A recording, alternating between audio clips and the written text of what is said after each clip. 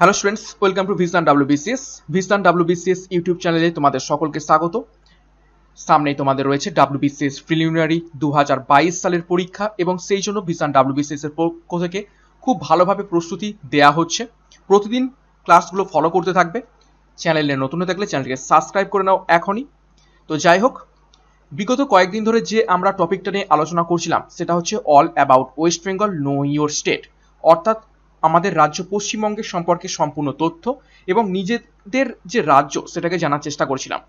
প্রথম 3টে ক্লাস আমরা করে ফেলেছি। ওয়েস্ট বেঙ্গল জিওগ্রাফি সম্পর্কে ইন্ট্রোডাকশন, ফিজিওগ্রাফিক ডিভিশন করে ফেলেছি এবং ওয়েস্ট বেঙ্গলের সমস্ত নদ নদীর ব্যাপারে করে ফেলেছি। আজকে আমরা করব soil and climate of West Bengal, পশ্চিমবঙ্গের মৃত্তিকা এবং আবহাওয়া কেমন রয়েছে সেই ব্যাপারে আমরা ডিটেলসে আলোচনা করার চেষ্টা করব আজকের ক্লাসের মাধ্যমে। তো ক্লাসটা শুরু করার আগে একটি গুরুত্বপূর্ণ ঘোষণা। ভিশন ডাব্লিউবিসিএস এর পক্ষ থেকে ক্র্যাক গাইড ইবুক লঞ্চ করা হয়েছে ডাব্লিউবিসিএস 2022 কে লক্ষ্য করে, যেখান থেকে পাবে তোমরা সম্পূর্ণ বাংলা ভাষায় 10,000 প্রশ্ন উত্তর এবং টোটাল 9টা ইবুক একত্রিত পাবে। দেখো, 7টা অধ্যায় এবং বিষয়ভিত্তিক, একটা 2021 থেকে 2022 সালের মার্চ মাস পর্যন্ত কারেন্ট অ্যাফেয়ার্স এবং আর একটা স্ট্র্যাটেজিকে। তো টোটাল 9টা ইবুক তোমরা পিডিএফ আকারে পাবে, ডাব্লিউবিসিএস এর প্যাটার্ন এবং সিলেবাস অনুযায়ী বানানো, এবং 10,000 প্রশ্ন উত্তর রয়েছে সম্পূর্ণ নিজের বাংলা ভাষাতে। তো ডেসক্রিপশন বক্সে লিঙ্ক দেওয়া রয়েছে, সেখান থেকে নিয়ে নাও। এছাড়া ডাব্লিউবিসিএস এর জন্য স্পেশাল একটা ইবুক রয়েছে, যেখান থেকে বিগত বছরে প্রচুর প্রশ্ন কমন এসেছিল, অনেক ভালো রিভিউ পাওয়া গেছে স্টুডেন্টদের কাছ থেকে। 8খানা ইবুক তোমরা একত্রিত পাবে। এখন 50% অফ চলছে, ডেসক্রিপশন বক্স থেকে এটা নিয়ে নাও, যেখানে 20,000 প্রশ্ন উত্তর, 20,000 এক্সপ্লেনেশন রয়েছে, অর্থাৎ প্রতিটা প্রশ্ন করতে করতেই তোমাদের থিওরিটাও পড়া হয়ে যাবে এবং বিগত বছরের সমস্ত প্রশ্ন উত্তর ডাব্লিউবিসিএস এর এখানে দেওয়া রয়েছে। তো যাই হোক, আজকে ক্লাসটা শুরু করা যাক। সয়েল অ্যান্ড ক্লাইমেট সম্পর্কিত ওয়েস্ট বেঙ্গলের কি কি রয়েছে সেগুলো দেখে নেওয়া যাক। দেখো, প্রথমে দেওয়া রয়েছে the climate of West Bengal. পশ্চিমবঙ্গের ক্লাইমেট অর্থাৎ আবহাওয়া সেটা কি প্রকার একটু দেখে নেব।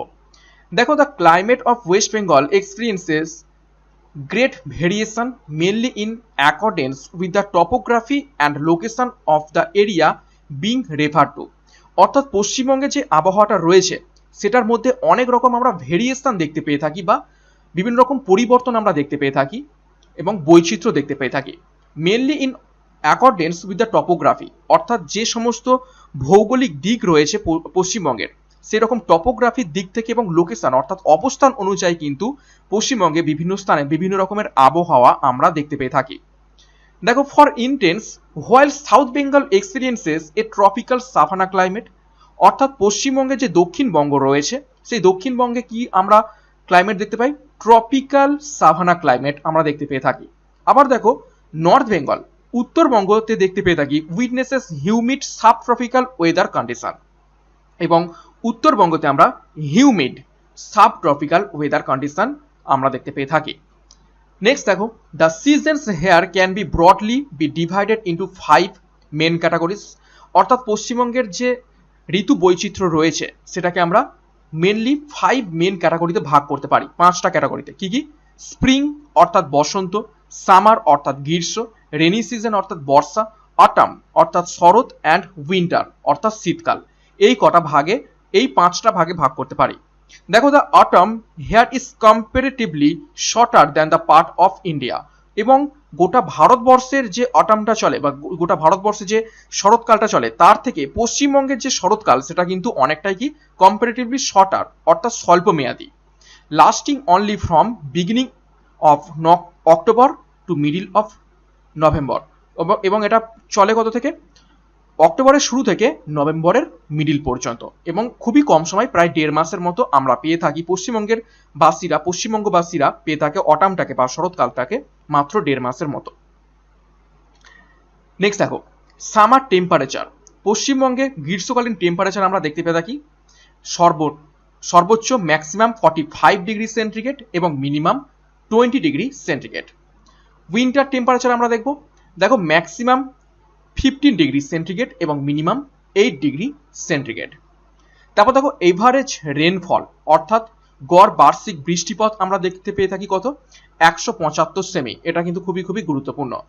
নেক্সট দেখো, বেস্ট টাইম টু ভিজিট, অর্থাৎ পশ্চিমবঙ্গে যদি কোনো পর্যটক এসে থাকে তাহলে সব থেকে ভালো সময় কোনটা পশ্চিমবঙ্গে ভিজিট করার জন্য? দেখো, অক্টোবর টু ফেব্রুয়ারি, অক্টোবর মাস থেকে ফেব্রুয়ারি মাসের মধ্যে পশ্চিমবঙ্গে ভ্রমণ করাটা সব থেকে ভালো। ডেল্টা অ্যান্ড প্লেন্স অর্থাৎ এই দক্ষিণবঙ্গের যে বদ্বীপ রয়েছে এবং সমভূমি রয়েছে সেইখানে, আর মাউন্টেন অর্থাৎ দার্জিলিং, শিলিগুড়ি এই সমস্ত জায়গায় ভ্রমণ করার জন্য সব থেকে ভালো সময় হচ্ছে March two June and September to December. এই দুটো সময় হচ্ছে সব থেকে পশ্চিমবঙ্গে যে পার্বত্য অঞ্চল রয়েছে সেইখানে ভ্রমণের সব থেকে উপযোগী সময়। নেক্সট দেখো সয়েল অর্থাৎ পশ্চিমবঙ্গের মৃত্তিকা সম্পর্কে এবার আমরা দেখব। ক্লাইমেটটা দেখে নিলাম, এবার আমরা মৃত্তিকা সম্পর্কে দেখব। দেখো, soil is natural medium for growth of plants under favourable conditions, অর্থাৎ উদ্ভিদ জন্মানোর সব থেকে ভালো মাধ্যম হলো বা প্রাকৃতিক মাধ্যম হলো কি মৃত্তিকা। In general the soil of West Bengal are broadly divided into 4 types, অর্থাৎ সাধারণভাবে পশ্চিমবঙ্গের মৃত্তিকাকে আমরা 4 ভাগে ভাগ করে থাকি। কি কি? দেখো, মাউন্টেন সয়েল অর্থাৎ পার্বত্য মৃত্তিকা, 2 নম্বর হচ্ছে অ্যালুভিয়াল সয়েল অর্থাৎ পলি মৃত্তিকা, 3 নম্বর রয়েছে রেড সয়েল অর্থাৎ লাল মৃত্তিকা এবং 4 নম্বর রয়েছে স্যালাইন সয়েল অর্থাৎ লবণাক্ত মৃত্তিকা। তো এই 4 রকম পর্যায়ে আমরা ভাগ করতে পারি, কিন্তু এছাড়াও আমরা মেনলি ওয়েস্ট বেঙ্গলের যে সয়েলটা রয়েছে সেটাকে আমরা আরো বিশেষ কিছু পর্যায়ে ভাগ করে থাকি, সেটা নেক্সট স্লাইডে আমরা দেখব। দেখো, বাট ইন মডার্ন ক্লাসিফিকেশন অর্থাৎ আধুনিক ক্লাসিফিকেশনে সয়েল অফ ওয়েস্ট বেঙ্গল পশ্চিমবঙ্গের যে মৃত্তিকার ভাগ রয়েছে have been divided instead into 7 broad classes, অর্থাৎ 7টা ভাগে ভাগ করা হয়েছে পশ্চিমবঙ্গের মৃত্তিকার বৈশিষ্ট্যগুলো অনুযায়ী, আধুনিক ক্লাসিফিকেশন অনুযায়ী, which are further sub divided into small groups, এবং যেটা পরবর্তীকালে আরো ছোট ছোট ভাবে সাব ডিভাইডেড করা হয়েছে। এবং দিস আর, এবং সেগুলো কি কি দেখো, প্রথমে রয়েছে ব্রাউন ফরেস্ট সয়েল অর্থাৎ বাদামি বর্ণের বনভূমির মৃত্তিকা। নেক্সট দেখো তরাই সয়েল, তরাই অঞ্চলের মৃত্তিকা। নেক্সট দেখো কলুভিয়াল অ্যান্ড স্কেলিটাল সয়েল। নেক্সট দেখো ল্যাটারাইট অ্যান্ড ল্যাটারাইটিক সয়েল, ল্যাটারাইট মৃত্তিকা। রেড সয়েল রয়েছে, লাল মৃত্তিকা।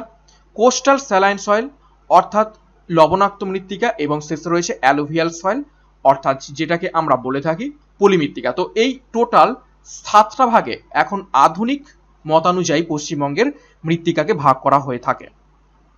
এরপর এই যে 7টা ভাগ আমরা দেখলাম, এক এক করে ডিটেলসে আমরা জানার চেষ্টা করব। দেখো, প্রথমে রয়েছে ব্রাউন ফরেস্ট সয়েল, বাদামি বর্ণের বনভূমি মৃত্তিকা। দেখো, ফাউন্ড ইন দার্জিলিং ডিস্ট্রিক্ট, এখানে এই ব্রাউন ফরেস্ট সয়েল আমরা কোথায় দেখতে পেয়ে থাকি? দার্জিলিং ডিস্ট্রিক্ট অর্থাৎ দার্জিলিং জেলাতে আমরা দেখতে পেয়ে থাকি। দেখো, landslide occurs during rainy season, এবং এই মৃত্তিকাতে প্রচুর পরিমাণে আমরা ভূমিধস দেখতে পেয়ে থাকি। ল্যান্ডস্লাইডস অর্থাৎ ভূমিধস দেখতে পেয়ে থাকি বৃষ্টির সময় বা বর্ষাকালে। দেখো, have high fertility status but crop performance is not satisfactory due to low soil depth, high acidity, low temperature and inadequate sunshine। অর্থাৎ কি বলছে, এই মৃত্তিকাকে অর্থাৎ এই বাদামি বর্ণের যে বন মৃত্তিকা রয়েছে সেটা কিন্তু বেশ উর্বর প্রকৃতির মৃত্তিকা, কিন্তু এই উর্বর প্রকৃতির মৃত্তিকা হওয়া সত্ত্বেও আমরা কিন্তু সেখানে খুব বেশি ভালো শস্য উৎপাদনের যে পারফরমেন্স আমরা দেখতে পাই না। কেন পাই না? সেখানে কিছু ক্রাইটেরিয়া রয়েছে, যেমন লো সয়েল ডেপথ অর্থাৎ মাটির যে গভীরতা বা মাটির যে কি বলবো আঁটো সাঁটো যে ব্যাপারটা সেটা কিন্তু নেই, যে কারণে আমরা ল্যান্ডস্লাইড বা ভূমিধসটা দেখতে পাই। হাই অ্যাসিডিটি, এখানে অনেক সময় আমরা খুব তীব্র পরিমাণ অ্যাসিডিটি দেখতে পাই। লো টেম্পারেচার, এবং যেহেতু এটা পার্বত্য অঞ্চলে রয়েছে দার্জিলিং ডিস্ট্রিক্টে অর্থাৎ টেম্পারেচারও কম, এবং ইনঅ্যাডিকুয়েট সানশাইন, এবং এখানে সূর্যের আলো কিন্তু খুব ভালোভাবে পায় না। তো সেই জন্য এখানে কিন্তু ক্রপ পারফরমেন্স অর্থাৎ শস্য উৎপাদনের পারফরমেন্স উর্বর মৃত্তিকা হওয়া সত্ত্বেও কিন্তু পাওয়া যায় না। নেক্সট যে টপিকটা ছিল সেটা হচ্ছে তরাই সয়েল। ওকে, তরাই অঞ্চলেই যে সয়েলটা পাওয়া যায় সেটাই নিশ্চয়ই তরাই সয়েল হবে। তো দেখো, found in Darjeeling and Jalpaiguri districts of north Bengal, উত্তরবঙ্গের দার্জিলিং এবং জলপাইগুড়ি জেলাতে এই তরাই সয়েল দেখতে পাওয়া যায়। This soils are derived from mountain range of Himalaya, এবং এই মৃত্তিকা হিমালয়ের যে মাউন্টেন রেঞ্জ রয়েছে অর্থাৎ পার্বত্য যে অঞ্চল রয়েছে সেইখান থেকে উৎপত্তি লাভ করছে। They are colour varies varies from deep black to grey black, এবং এই মৃত্তিকার কালার কি একদম ডার্ক ব্ল্যাক বা গাঢ় কালো থেকে একটু ধূসর কালো বর্ণের হয়ে থাকে। নেক্সট দেখো, due to heavy leaching soils are acidic with pH range between 4.7 to 5.8, অর্থাৎ এখানে প্রচুর পরিমাণে লিচিং দেখতে পাওয়া যায় এবং সেই জন্য এই মৃত্তিকাতে পিএইচ অ্যাসিডিক হয়ে থাকে, অর্থাৎ এই মৃত্তিকার যে পিএইচ রেঞ্জ সেটা হচ্ছে 4.7 থেকে 5.8, যেটা অ্যাসিডিক মিডিয়ামে পড়ছে। As a whole the soil is poor in available plants nutrition, এবং যার কারণে যে উদ্ভিদ যে নিউট্রিশন বা পুষ্টি পেয়ে থাকে সেইটার দিক থেকে এই মৃত্তিকা কিন্তু খুবই দুর্বল প্রকৃতির বা খুব একটা ভালো নয়। নেক্সট দেখো, কলুভিয়ালস অ্যান্ড স্কেলিটাল সয়েল। দেখো কি বলছে, occupy western part of state, অর্থাৎ এই কলুভিয়াল অ্যান্ড স্কেলিটাল সয়েলটা আমরা মূলত পশ্চিম পার্টে আমরা দেখতে পেয়ে থাকি পশ্চিমবঙ্গের, অর্থাৎ যেখানে মালভূমি অঞ্চল রয়েছে সেইখানে। দেখো, this is physiographically linked with Rajmahal and Chotanagpur plateau, এবং এটা হচ্ছে ভৌগোলিক দিক থেকে রাজমহল এবং ছোটনাগপুর যে মালভূমি রয়েছে সেইটার সাথে সম্পর্কিত এই কলোভিয়াল এবং skeletal soil. This area is underdwelling in nature, hence the upper convex slope has poor soil depth and skeletal in nature, whereas the low part of the valley has good soil depth and colluvial in nature.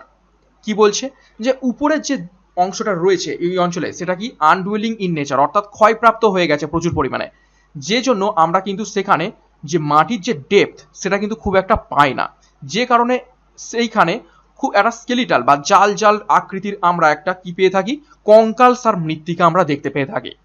এবং দেখো, যেটা তার নিচে যে লেয়ারটা রয়েছে সেইটার কিন্তু ভালো মৃত্তিকার একটা ডেপথ রয়েছে এবং সেটা হচ্ছে কলুভিয়াল ইন নেচার, এবং সেটা কিন্তু একটু আঁটো টাইপের। নেক্সট দেখো, যেটা খুবই গুরুত্বপূর্ণ সেটা হচ্ছে ল্যাটারাইটিক বা ল্যাটারাইট অ্যান্ড ল্যাটারাইটিক সয়েল।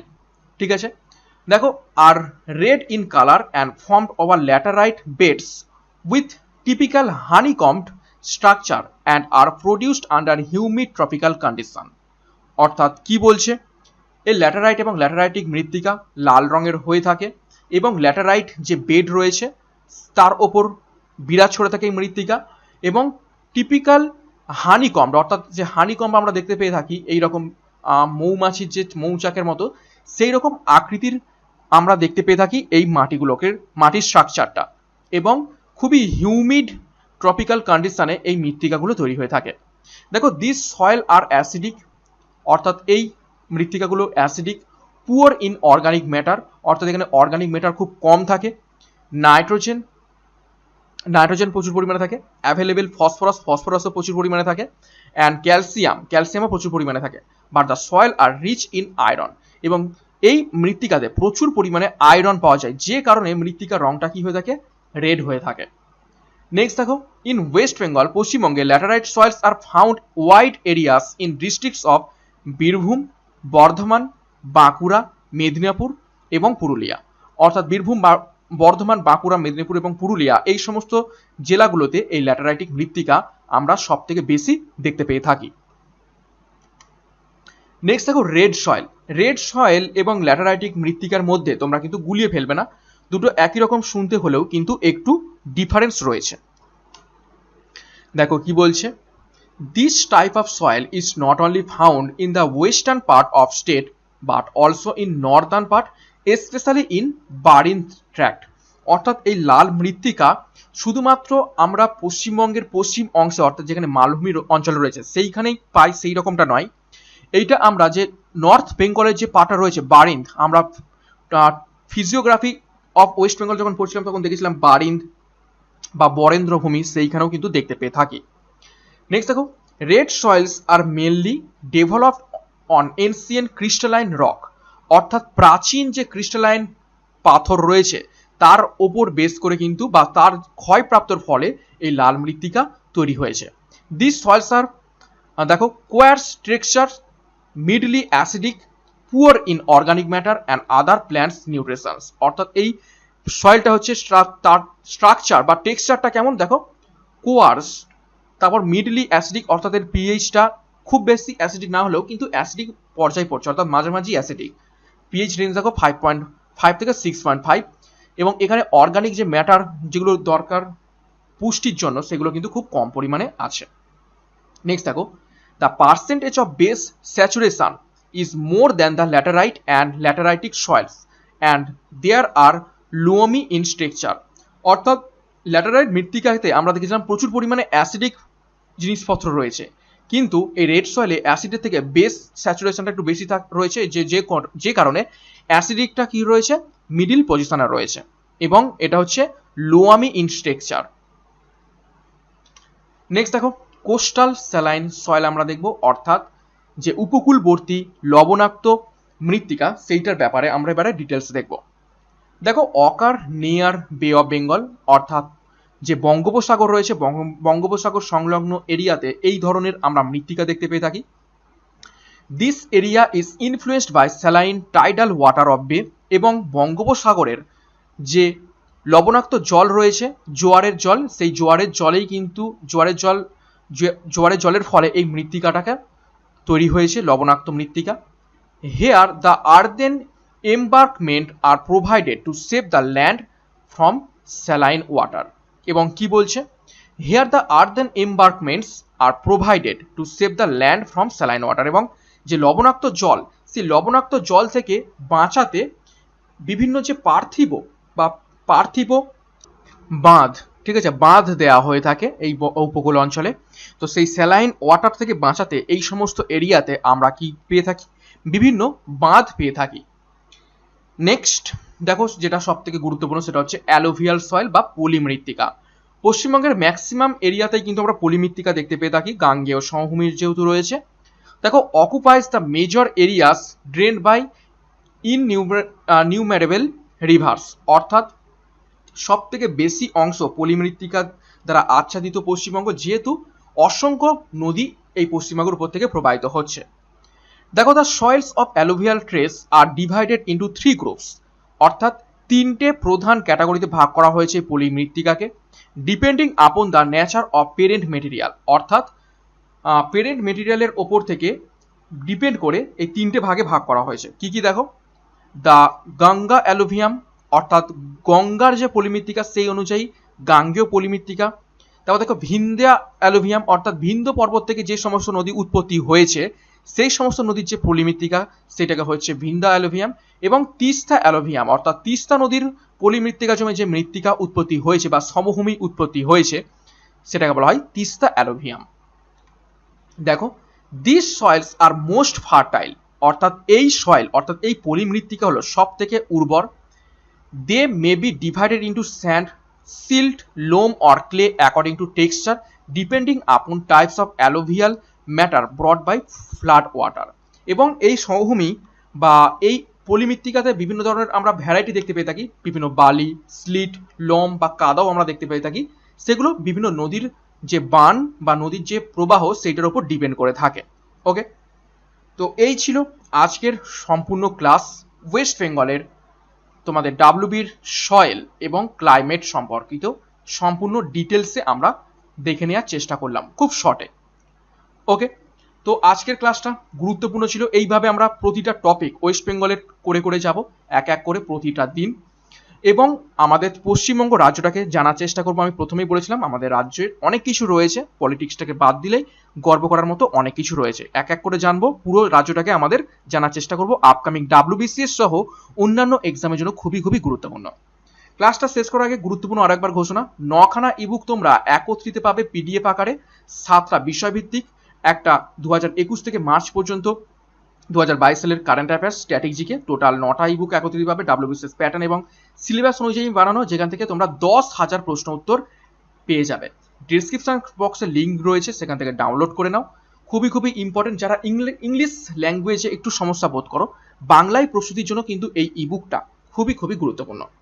এছাড়াও ভিশন ডাব্লিউবিসিএস সেরা ইবুক বলতে পারো, যেখানে 20,000 প্লাস এমসিকিউ এবং 20,000 এক্সপ্লেনেশন রয়েছে। প্রতিটা এমসিকিউর সাথে এক্সপ্লেনেশন, অর্থাৎ এমসিকিউ করতে করতেই তোমাদের থিওরিটা পড়া হয়ে যাবে। এখানেও তোমরা 8খানা ইবুক একত্রিত পাবে, 50% অফ চলছে এখন। ডিসক্রিপশন বক্সে লিঙ্ক দেওয়া রয়েছে। বহু প্রশ্ন এখান থেকে কমন এসেছিল বিগত ডাব্লিউবিসিএস গুলোতে। অনেকে রিভিউ দিয়েছে, যারা এখনও নাওনি তারা কিন্তু নিয়ে নাও। এবং গোটা ক্লাসটা দেখার জন্য প্রত্যেককে ধন্যবাদ। এবং তোমাদের ক্লাসটা কেমন লেগেছে লাইক এবং কমেন্ট করে জানাও। চ্যানেলে নতুন হয়ে থাকলে চ্যানেলটিকে সাবস্ক্রাইব করে নাও। তো আজকের মতো ক্লাসটা এখানে শেষ করলাম। Thank you.